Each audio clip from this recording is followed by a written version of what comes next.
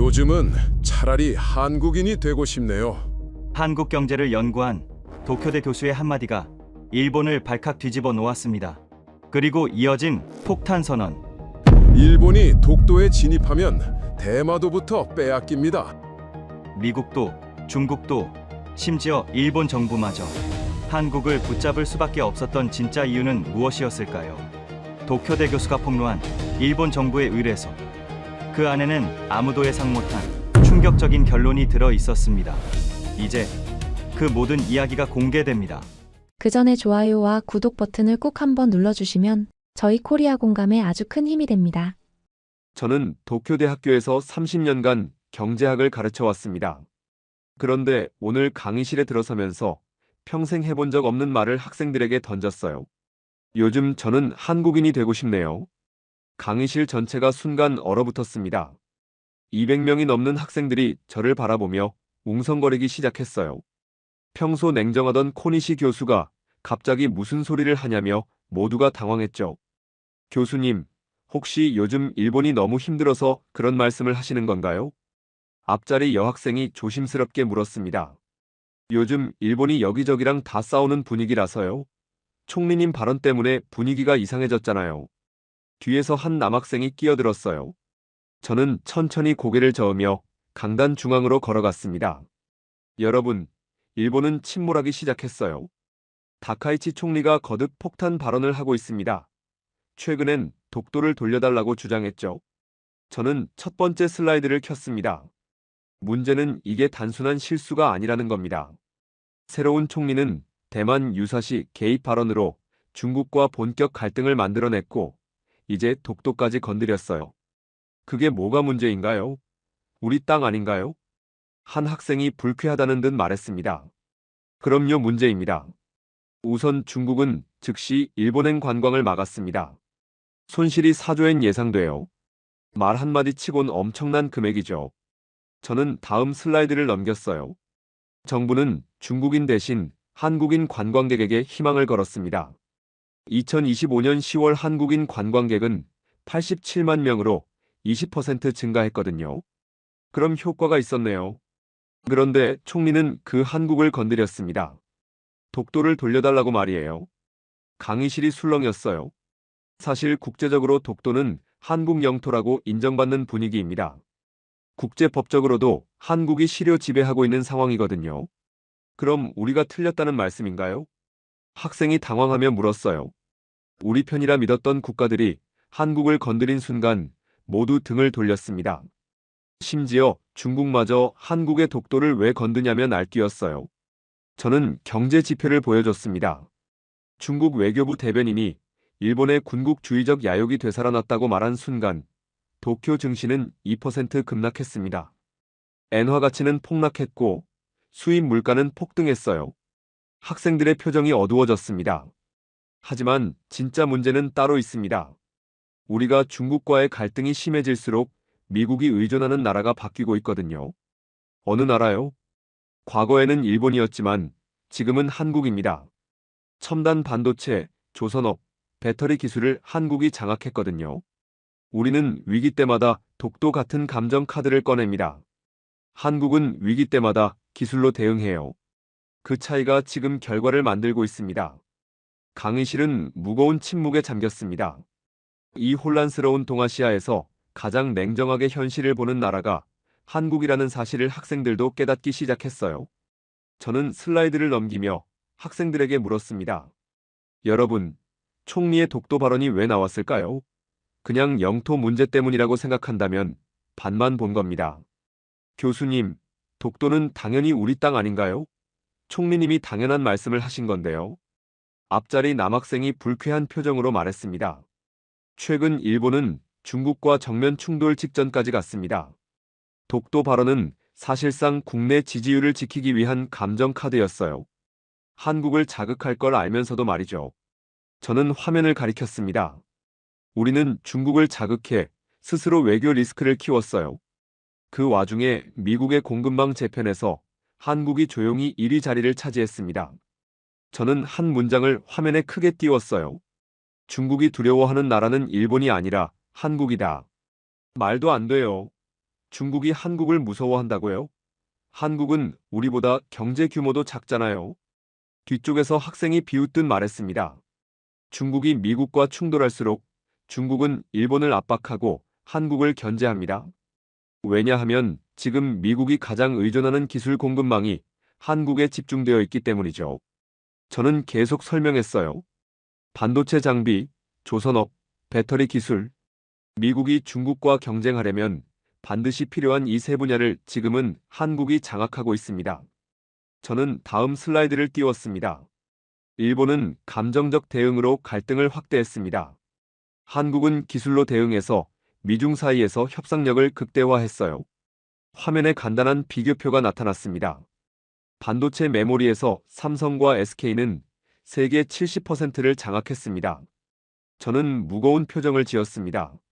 정부는 라피더스라는 반도체 프로젝트에 수십조 엔을 투자하고 있지만 공정은 지연되고 수율 문제까지 겹쳤어요.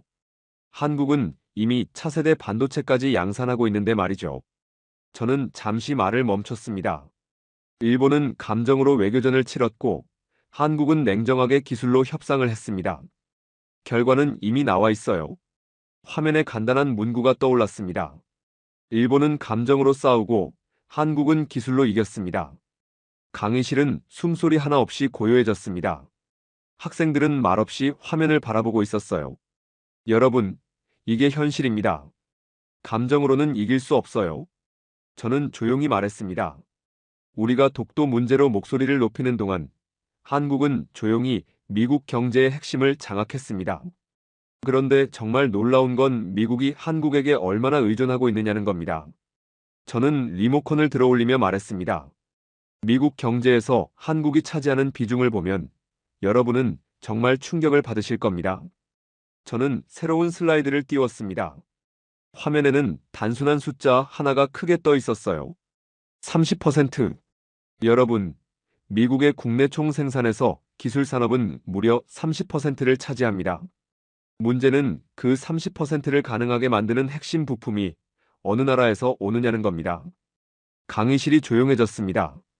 저는 다음 슬라이드를 넘겼어요. 아이폰, 테슬라, 구글 서버, 아마존 데이터 센터 이미지가 차례로 떴습니다. 겉은 미국이지만 속은 한국입니다. 학생들 표정이 굳었어요. 아이폰 디스플레이 절반 이상 한국산, 애플과 구글 서버용 메모리, 삼성과 SK가 사실상 독점, 테슬라 배터리, LG와 SK가 핵심 공급자. 저는 하나씩 짚어갔습니다. 학생들이 웅성거렸습니다. 교수님, 그럼 우리는 정말 아무것도 안 하고 있는 건가요? 한 학생이 절망적인 목소리로 물었어요. 미국 경제의 생명줄이 된 인공지능 서버. 이 서버의 심장이 되는 고대 역폭 메모리는 지금 세계에서 사실상 한국만 양산하고 있습니다. 강의실이 순간 정적에 잠겼어요. 그래서 미국은 일본의 독도 발언이 한국이나 중국과의 갈등을 더 키우는 상황을 원하지 않습니다. 동아시아가 흔들리면 공급망도 흔들리고 공급망이 흔들리면 미국의 30%가 위험해지니까요. 저는 목소리를 낮추어 말을 이었습니다. 갈등이 심해질수록 미국은 안정적인 나라만 붙잡습니다. 그리고 그 나라가 일본이 아니라 지금은 한국입니다. 저는 스마트폰을 꺼내 높이 들었어요. 겉으로는 아이폰이지만 이 안의 절반은 한국 기술입니다. 독도 발언으로 지지층은 모을 수 있을지 몰라도 미국의 마음을 모을 수 있는 건 지금 한국뿐이에요. 저는 슬라이드를 넘기던 손을 멈췄습니다. 그리고 학생들을 향해 의미심장한 눈빛으로 말했어요. 그런데 여러분, 다카이치 총리가 독도는 일본 고유 영토라며 발언했을 때 일본 안보라인 내부에서는 전혀 다른 문장이 돌았습니다. 강의실에서 작은 탄식이 터졌어요. 저는 지도를 독도로 확대하다 화면을 남쪽으로 끌어내렸습니다. 그곳에는 대마도가 커다랗게 표시되어 있었어요. 일본이 독도를 무력으로 건드리면 저는 아주 천천히 말을 이었습니다. 독도는 못 가져오고 대마도를 잃을 수 있다. 강의실 전체가 순간 고요해졌어요. 학생 몇 명은 믿기 어렵다는 표정으로 저를 바라봤습니다. 교수님, 그게 무슨 말씀이세요? 설마 한국이 대마도를 침공한다는 건가요? 한 학생이 당황하며 물었어요. 이건 한국이 말한 것도 누군가 협박하려는 이야기도 아닙니다. 저는 조용히 덧붙였습니다. 일본 방위성 내부 보고서와 군사 분석가들의 최악의 시나리오에 적힌 문장입니다. 저는 지도를 가리켰어요. 독도를 둘러싼 해역은 한국, 중국, 미국의 해군이 공존하는 완전한 전략 교차점입니다. 일본이 여기에 먼저 군사 행동을 하면 모든 균형이 깨집니다. 저는 손가락을 대마도에 갖다 댔어요. 대마도는 일본 해상 방어선의 최전방입니다. 한국과 불과 49km 떨어져 있죠. 독도에서 갈등이 시작되면 일본 해상 방어선에서 가장 먼저 구멍이 나는 곳이 바로 여기입니다. 학생들 얼굴이 굳었어요. 교수님, 구체적으로 어떤 시나리오인가요? 또 다른 학생이 긴장된 목소리로 물었습니다. 저는 더욱 자세히 설명했어요. 일본이 독도에 자위대를 파견한다고 가정해 봅시다. 한국은 즉시 대응할 겁니다. 그런데 문제는 중국이에요. 중국은 이 기회에 센카쿠 열도로 압박을 강화할 겁니다. 저는 지도 위의 점선을 가리켰어요. 일본은 두 개의 전선을 동시에 관리해야 합니다. 북면은 독도, 남면은 센카쿠. 그런데 일본 해상자위대의 핵심 기지는 어디에 있을까요? 학생들이 조용히 지도를 바라봤어요. 사세보, 마에지루, 요코스카. 모두 일본 본토입니다. 하지만 대마도는 그 사이 한복판에 홀로 떨어져 있어요. 양쪽에서 압박받으면 가장 먼저 고립되는 지점입니다. 저는 더욱 냉정한 분석을 계속했어요. 게다가 한국은 이제 핵잠수함을 보유하게 됩니다. 수중에서 보이지 않는 잠수함들이 대마 해협을 통제한다면 일본은 대마도에 보급선조차 보낼 수 없어요. 그럼 정말 대마도를 포기해야 한다는 건가요? 한 학생이 절망적인 목소리로 물었어요. 방위성 내부 시뮬레이션에서는 독도 분쟁 발생 시 72시간 이내 대마도 고립 시나리오까지 검토됐다고 합니다. 저는 마지막으로 한 문장을 던졌어요. 독도는 상징이고 대마도는 현실입니다. 그래서 일본 안보라인은 다카이치 총리의 발언을 보며 가슴을 움켜쥔 겁니다. 저는 슬라이드를 꺼내며 말했어요. 정치인은 독도로 지지율을 얻으려 하지만 전략가들은 압니다. 독도를 흔들면 대마도가 흔들린다는 걸 말이에요. 강의실은 숨소리 하나 없이 고요해졌습니다. 누구도 가벼운 마음으로 듣지 않았어요. 일본의 영토 주장이 오히려 일본의 영토를 위험에 빠뜨릴 수 있다는 역설이 너무나 현실적으로 다가왔기 때문이었습니다. 그럼 한국이 이런 전략적 우위를 어떻게 만들어냈을까요? 답은 바로 바다에 있습니다. 저는 화면을 넘기며 거대한 LNG 운반선 사진을 보여줬습니다. 미국 LNG선의 70%는 한국이 만듭니다. 강의실이 웅성거렸어요. 지금 미국은 셰일가스를 액화해 유럽과 아시아에 팔면서 엄청난 돈을 벌고 있습니다. 문제는 그 LNG를 실어 나를 배입니다. 저는 손가락으로 배 사진을 톡톡 두드렸어요. 전 세계 LNG선을 누가 만드느냐? 예전에는 일본이라고 당연하게 말했겠죠. 하지만 지금은 다릅니다. 저는 충격적인 이야기를 시작했습니다. 2005년 카타르에서 세기의 프로젝트가 발표됐어요. 총 50세척의 LNG선을 발주한다는 거였죠. 당시 일본 조선업계는 자신만만했습니다. 가와사키 중공업, 미쓰비시 중공업이 30년간 독점해온 시장이었거든요. 화면에 당시 카타르 알 우다이드 항구 사진이 떴어요. 카타르 왕실은 세계 조선소들을 불러 모았어요. 일본 대표단은 여유로웠습니다. 우리가 아니면 누가 만들겠냐는 식이었죠. 그런데 현대중공업에서 온 젊은 한국 엔지니어가 이렇게 말했어요. 저는 잠시 멈추고 학생들을 바라봤습니다. 저희가 세계에서 가장 큰 조선소를 운영합니다. 못 만들 배는 없습니다.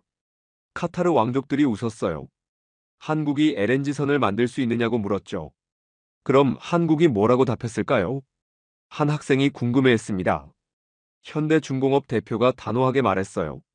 6개월 안에 시제품을 만들어 보이겠습니다. 성능이 일본 것보다 떨어지면 우리가 손해배상을 하겠습니다. 그 자신감이 주문을 따내게 만들었어요. 저는 다음 슬라이드를 넘겼습니다. 한국 조선소 수주 점유율 78%, 일본은 6% 이하로 추락했습니다. 교수님, 정말인가요? 우리가 그렇게 뒤처진 건가요? 한 학생이 믿기 어렵다는 표정으로 물었습니다. 2006년부터 2010년까지 카타르 프로젝트만으로 한국은 한화로 70조 원을 벌어들였어요. 일본은 단 한 척도 수주받지 못했습니다. 그게 시작이었죠. 저는 더욱 충격적인 사실을 드러냈습니다. 가와사키 중공업은 자체 경쟁력을 잃고 중국과 합작사를 차려 기술을 넘겨주는 처지가 되었습니다. 미쓰비시는 조선업에서 사실상 철수했고요. 30년간 세계를 지배했던 일본 조선업이 한국에게 완전히 넘어간 겁니다. 저는 새로운 슬라이드를 띄웠어요. 이번에는 미국 해군 함정과 잠수함 사진이 화면을 가득 채웠습니다. 여기서 더 중요한 사실을 봅시다. 현재 미 해군 함정 중 상당수가 정비를 위해 한국 조선소로 들어갑니다. 이건 원래 일본만 하던 일이에요. 학생들이 놀란 표정으로 화면을 바라봤어요. 2024년 미 해군 구축함이 한국의 거제도에서 중간 정비를 받았어요. 2026년엔 잠수함까지 한국에서 정비받을 예정입니다. 군함 정비는 단순한 수리가 아니에요. 저는 더욱 구체적으로 설명했습니다. 군함에는 최첨단 레이더, 미사일 발사대, 핵심 전투 시스템이 들어있어요. 이걸 외국에 맡긴다는 건 완전한 신뢰의 표시입니다. 미국이 한국을 어느 정도 믿고 있는지 보여주는 증거죠. 그럼 일본은 그런 정비는 못하는 건가요?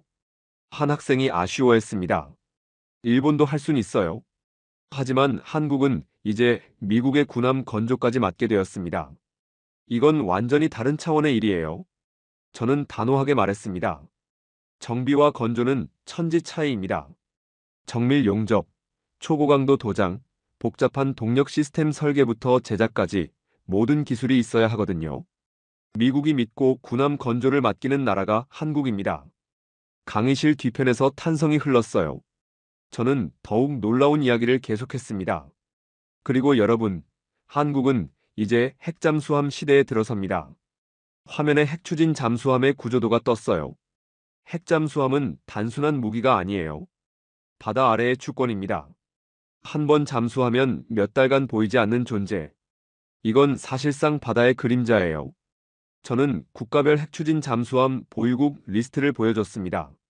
미국, 영국, 프랑스, 러시아, 중국, 호주 계획 중, 한국 진입 예정. 여기 일본은 없습니다. 학생들 사이에 미세한 술렁임이 번졌어요. 핵잠 프로젝트를 수행하려면 정밀 조선 능력, 엔진, 핵연료, 소음 제어, 수중전 시스템까지 군사기술의 총합이 필요해요. 한국은 이미 그 기반을 다 갖추고 있습니다. 2025년 현재 전 세계에서 건조 중인 LNG선 280척 중 220척이 한국에서 만들어지고 있어요. 미국이 유럽에 파는 가스 10척 중 7척이 한국 배를 타고 갑니다. 저는 학생들을 바라보며 말했습니다. 민간 LNG선으로 미국의 돈줄을 잡은 나라, 한국. 군함 건조로 미국의 바다 전략을 지탱하는 나라, 한국.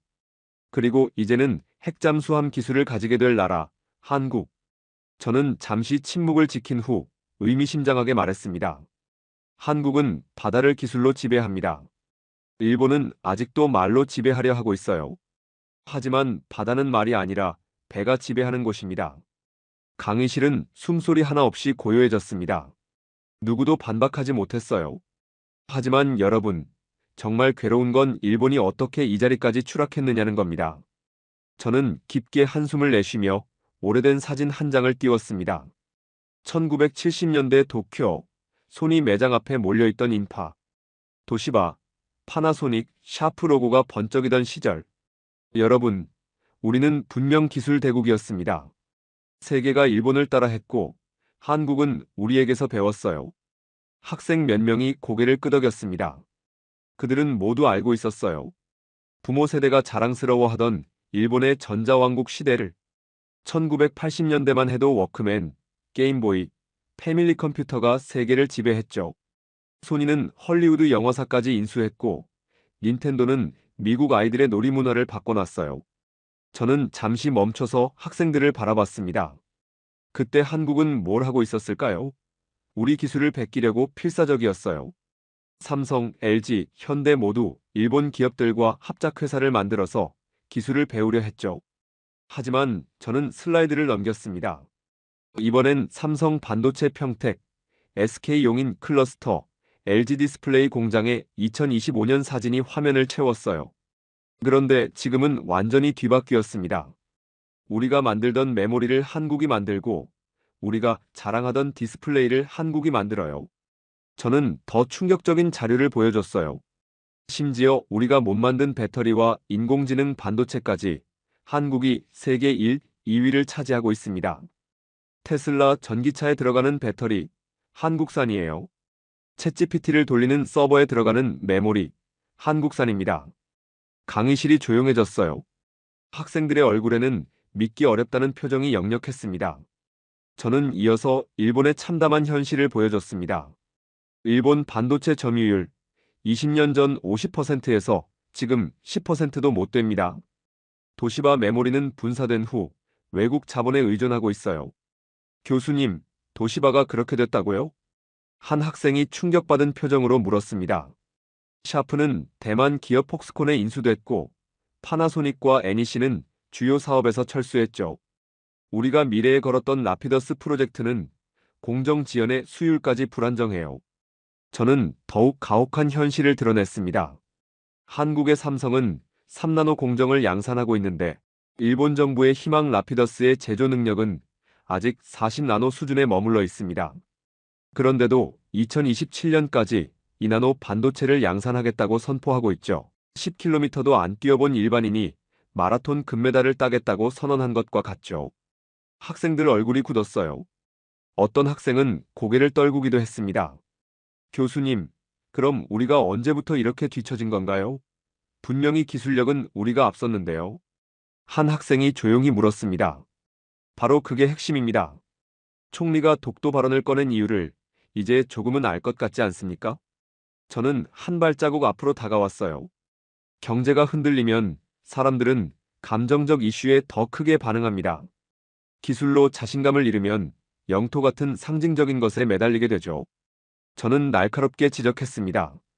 일본이 과거처럼 기술로 세계를 리드하고 있었다면 독도 같은 카드를 꺼낼 이유가 없어요. 자신감 있는 나라는 그런 발언을 하지 않거든요.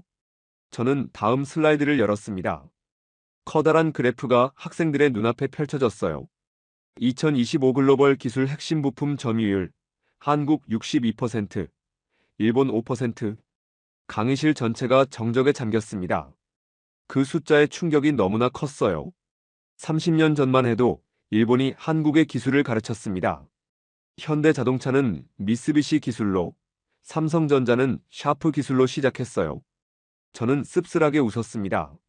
하지만 지금은 한국이 없으면 미국의 공급망도, 유럽의 에너지 전략도, 세계의 산업도 굴러가지 않습니다. 교수님, 그럼 우리는 정말 아무 희망이 없는 건가요?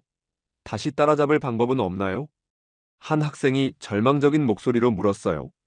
지금 일본에 남은 건 자동차 정도입니다. 하지만 그마저도 전기차 시대가 오면서 흔들리고 있어요. 전기차 배터리는 한국이 세계 1위거든요. 저는 마지막 문장을 천천히 내뱉었습니다. 우리는 이기던 나라에서 이제는 배워야 하는 나라가 됐습니다. 학생들은 아무 말도 하지 않았어요. 그저 화면 속 냉혹한 숫자들만 바라보고 있었습니다. 일본의 몰락과 한국의 부상을 보여주는 그 데이터 앞에서 그들은 할 말을 잃었어요. 저는 의미심장하게 말했습니다. 하지만 여러분, 이게 단순히 기술의 차이일까요? 아니면 더 근본적인 마음가짐의 차이가 있는 걸까요? 저는 깊게 한숨을 내쉬며 말했습니다. 우린 언제나 완벽해야 했습니다. 도면이 완성되지 않으면 공장은 멈췄고 리스크가 보이면 프로젝트는 취소됐죠. 우린 기술로 세상을 지배했지만 결국 그 완벽주의가 우리를 느리게 만들었습니다. 저는 슬라이드를 넘겼습니다. 도시바, 샤프, 파나소닉의 옛 전성기 사진이 스쳐 지나갔어요. 회의에 회의를 거듭하고 검토에 검토를 더하는 사이에 세상은 이미 바뀌어 버렸어요. 우리가 완벽한 제품을 만드는 동안 한국은 80% 완성도로 시장에 먼저 나왔습니다. 저는 잠시 말을 멈추더니 낮은 목소리로 물었어요. 그런데 당시 한국은 어땠습니까? 화면엔 1980년대 초 삼성과 현대의 초기 공장 사진이 떴습니다. 작은 창고, 낡은 장비, 그리고 젊은 엔지니어들이 밤새 일하는 모습. 기술도 없고 자원도 없었습니다. 그런데도 시작했어요. 그들은 도면 대신 배짱을 믿었죠. 우린 무모하다고 했습니다. 하지만 그 배짱이 결국 기술이 되었고 그 기술이 지금의 한국을 만들었어요. 교수님, 구체적으로 어떤 일이 있었나요? 한 학생이 궁금해했습니다. 1983년 삼성이 반도체 사업에 뛰어들었을 때입니다. 일본 언론은 쌀 찢는 농부가 반도체를 만든다고 비웃었습니다. 기술도 없고 경험도 없는데 뭘 할 수 있겠냐고 말이죠. 저는 다음 슬라이드를 넘겼어요. 1980년대 삼성 반도체 공장의 초라한 모습이 나타났습니다. 그런데 삼성은 포기하지 않았어요. 삼성 회장 이건희는 도쿄 시내 전자상가를 돌아다니며 부품 하나하나를 뜯어보고 연구했습니다.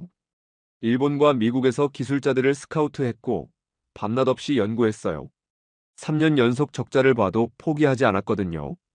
당시 삼성 엔지니어들은 일본 회사들이 버린 불량품 웨이퍼까지 주워와서 분석했어요. 왜 불량이 났는지, 어떻게 하면 막을 수 있는지 밤새 연구했습니다. 그들에게는 자존심보다 배우려는 의지가 더 강했어요. 화면에는 현대조선소의 LNG선, 삼성 반도체 클린룸이 차례로 떴어요. 1990년대 현대가 LNG선 사업에 뛰어들었을 때도 마찬가지였어요. 일본은 이미 수십 년간 독점하고 있던 시장이었거든요. 저는 생생한 장면을 묘사했어요. 카타르 왕족들이 의심스러워했어요. 한국이 LNG선을 만들 수 있느냐고 물었습니다. 현대는 말했죠. 자신들이 세계 최대 조선소를 운영하고 있다고. 못 만들 배는 없다고 단언했어요. 그 자신감이 주문을 따내게 만들었습니다.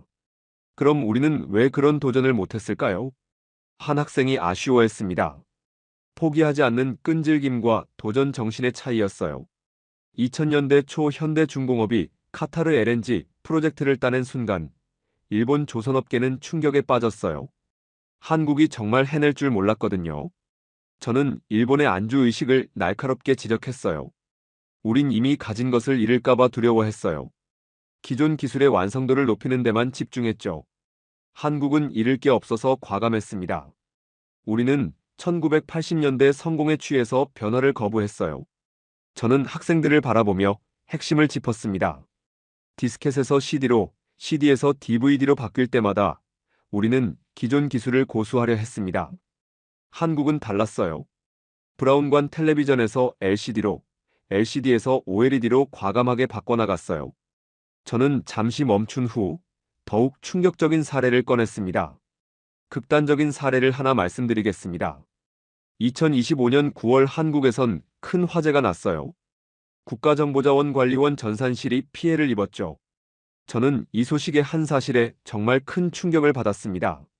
학생들이 궁금한 표정으로 저를 바라봤어요. 바로 한국 공무원들이 클라우드 시스템을 통해 모든 데이터를 보관하고 있었고 이 시스템을 한국이 자체적으로 구축했다는 사실입니다. 화재로 인한 피해가 중요한 게 아니라 언제 저렇게 선진화되었냐는 말이에요. 저는 부끄러운 현실을 드러냈습니다.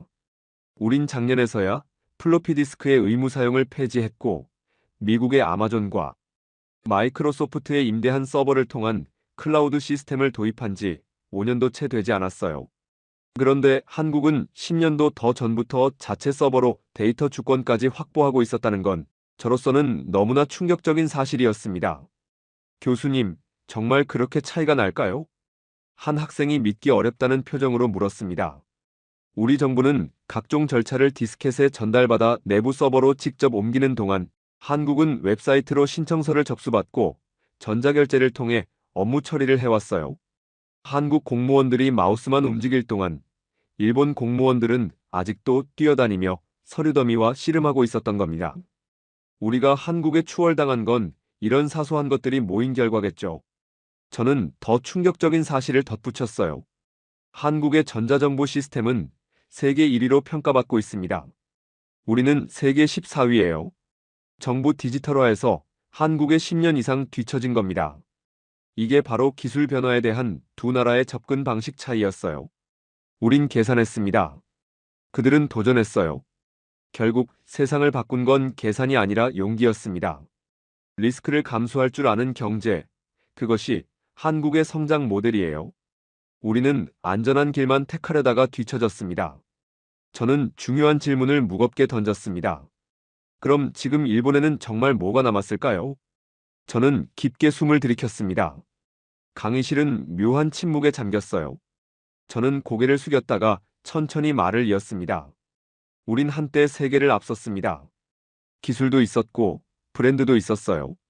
그런데 지금 남은 건 만화와 게임뿐인가요? 학생들 사이에 잔잔한 웃음이 흘렀지만 곧이어 씁쓸한 기색이 번졌어요. 그마저도 K-팝과 한국 드라마에 점령당했습니다. 전 세계 젊은이들이 한국어를 배우려고 하고 한국 문화에 열광하고 있어요. 저는 무거운 통계를 보여줬습니다. 일본의 국가 부채는 국내 총 생산 대비 240%, 한국은 53% 수준입니다. 일본이 한국보다 지금 더 많이 가진 건 국가 부채뿐이에요. 강의실에 무거운 침묵이 흘렀습니다. 학생들의 얼굴에는 충격과 당황이 역력했어요. 교수님, 그럼 정말 희망이 없는 건가요? 한 학생이 절망적인 목소리로 물었어요. 저는 더욱 가혹한 현실을 보여줬습니다. 여러분, 이 수치가 얼마나 심각한지 아십니까? 일본의 국가 부채 1,400조 엔. 이건 일본 국민 한 명당 1,100만 엔씩 빚을 진 셈이에요. 학생들이 웅성거렸습니다. 반면 한국의 국가 부채는 국내 총 생산 대비 53%로 경제협력개발기구 평균보다도 낮아요. 독일이 60%, 프랑스가 98%인데 한국은 오히려 건전한 편입니다. 저는 더욱 충격적인 비교를 보여줬어요. 일본이 1년간 세금으로 걷어들이는 돈이 65조 엔인데 빚이 1,400조 엔이에요. 세금을 한 푼도 안 쓰고 빚만 갚는다 해도 20년 넘게 걸리는 금액입니다. 그런데 한국은 어떻습니까? 국가 신용 등급이 일본과 동일한 AA 등급이에요. 빚은 훨씬 적으면서 신용도는 같다는 겁니다. 한 학생이 떨리는 목소리로 물었어요. 교수님, 그럼 우리나라가 정말 망하는 건가요? 저는 고개를 저었습니다. 망하지는 않을 겁니다. 하지만 문제는 이 상황에서도 일본이 여전히 자신을 아시아의 중심이라고 믿는다는 거예요. 저는 잠시 말을 끊고 강의실의 시선을 한 곳에 모았습니다. 그래서 독도 같은 이슈를 통해 우리가 아직 살아있다는 존재감을 보여주려 했죠. 경제적으론 뒤처졌지만 적어도 영토 주권만큼은 당당하다는 걸 보이려고 한 겁니다. 저는 씁쓸하게 웃었어요. 하지만 그 결과는 어땠습니까? 슬라이드에는 각국 외신의 헤드라인이 떠올랐어요. 저는 하나씩 읽어나갔습니다. 영국 파이낸셜 타임스는 일본이 동아시아에 불필요한 긴장을 조성하고 있다고 보도했어요. 독일 슈피겔은 일본의 우익 성향이 지역 안정을 해치고 있다고 분석했습니다. 학생들의 표정이 더욱 어두워졌어요. 심지어 미국 워싱턴 포스트도 일본이 영토 분쟁을 확대하고 있다며 우려를 표했어요. 동맹국인 미국마저 일본의 발언을 반기지 않는다는 뜻입니다. 저는 더욱 충격적인 사실을 드러냈습니다. 가장 큰 문제는 아세안 국가들의 반응이었어요.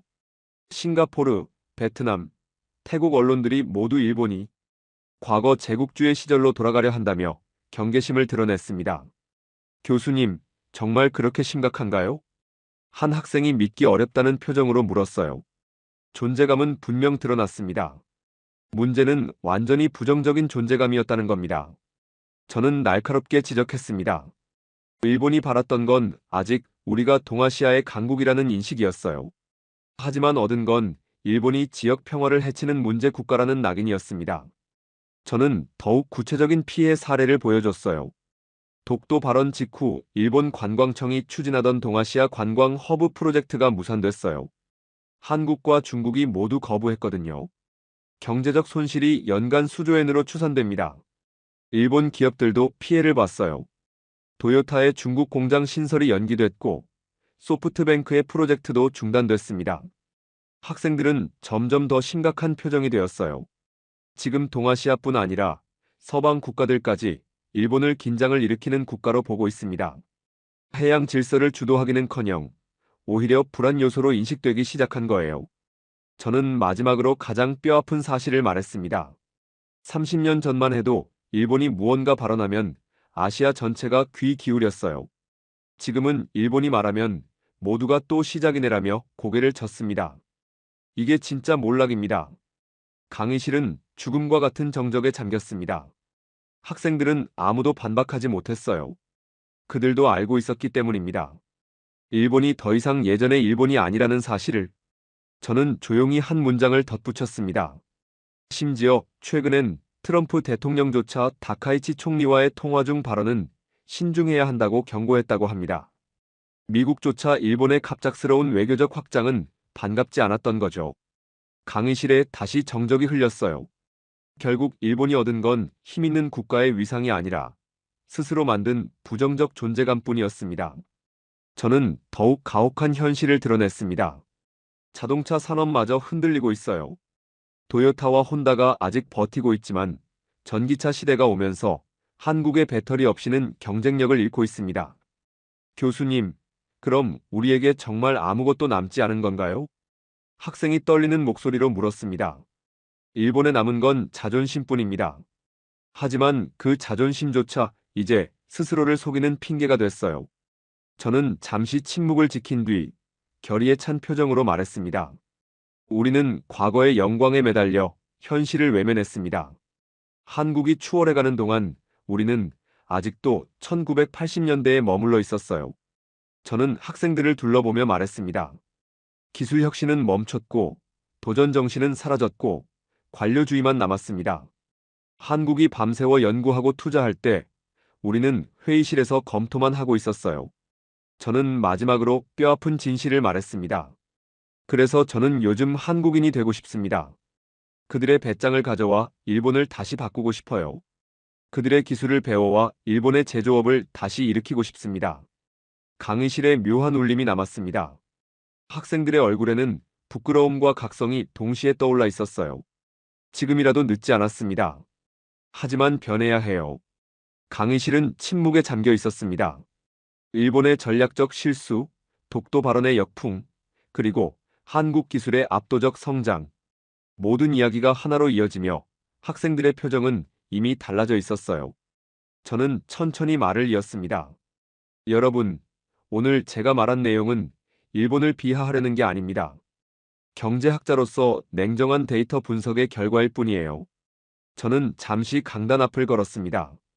30년간 경제학을 연구하면서 깨달은 건 경제는 감정이 아니라 숫자로 움직인다는 사실입니다. 우리가 독도 발언으로 얻은 지지율 상승 2.3%와 그로 인해 잃은 외국인 투자 감소 12%. 어느 쪽이 국가에 더 도움이 될까요? 학생들이 고개를 숙였습니다. 한국은 우리와 정반대의 선택을 했습니다. 감정보다 수익성을, 자존심보다 실용성을 택했어요. 그 결과가 지금의 경제 지표입니다. 저는 마지막 통계를 보여줬습니다. 일본의 1인당 국내 총생산 증가율, 지난 10년간 0.8%, 한국은 2.4%입니다. 이게 현실이에요. 교수님, 그럼 우리는 정말 한국을 따라해야 하는 건가요? 한 학생이 조심스럽게 물었습니다. 저는 잠시 멈춰 서서 학생들을 바라봤습니다. 여러분, 사실 고백할 게 있습니다. 강의실이 다시 조용해졌어요. 제가 오늘 말한 모든 분석과 데이터는 사실 일본 정부가 의뢰한 연구 프로젝트의 일부입니다. 학생들이 놀란 표정으로 저를 바라봤어요. 경제산업성에서 6개월 전에 저에게 의뢰했습니다. 왜 일본 경제가 한국에 추월당했는지 객관적으로 분석해달라고 말이죠. 저는 잠시 침묵을 지켰습니다. 제출 기한이 내일입니다. 그런데 저는 이 보고서를 정부에 제출하지 않기로 결정했어요. 왜요? 학생이 의아해했습니다. 정부는 한국의 성공 요인만 알고 싶어 했습니다. 하지만 진짜 문제는 우리 스스로에게 있었거든요. 이 진실을 먼저 여러분과 나누고 싶었습니다. 저는 깊게 숨을 들이켰습니다. 일본이 살아남으려면 한국을 따라하기 위한 연구를 하는 게 아니라 한국처럼 생각해야 한다는 거예요. 그리고 여러분, 오늘 수업은 한국을 찬양하는 시간이 아니라 일본이 앞으로 나아가기 위한 첫 번째 현실 점검이었습니다. 학생들은 조용히 박수를 쳤습니다. 그 박수 소리에는 충격과 각성, 그리고 새로운 다짐이 섞여 있었어요. 정부 보고서 대신 학생들에게 진실을 말한 오늘의 선택이 일본 경제학계에 작은 변화를 가져올지도 모릅니다. 강의실을 나서기 직전 저는 조용히 한마디를 남겼어요. 여러분, 이제 우리도 배짱을 좀 가져봅시다. 한국처럼 말이에요. 오늘의 강의가 일본의 미래를 바꿀 작은 씨앗이 되기를 바라며 저는 강의실을 떠났습니다.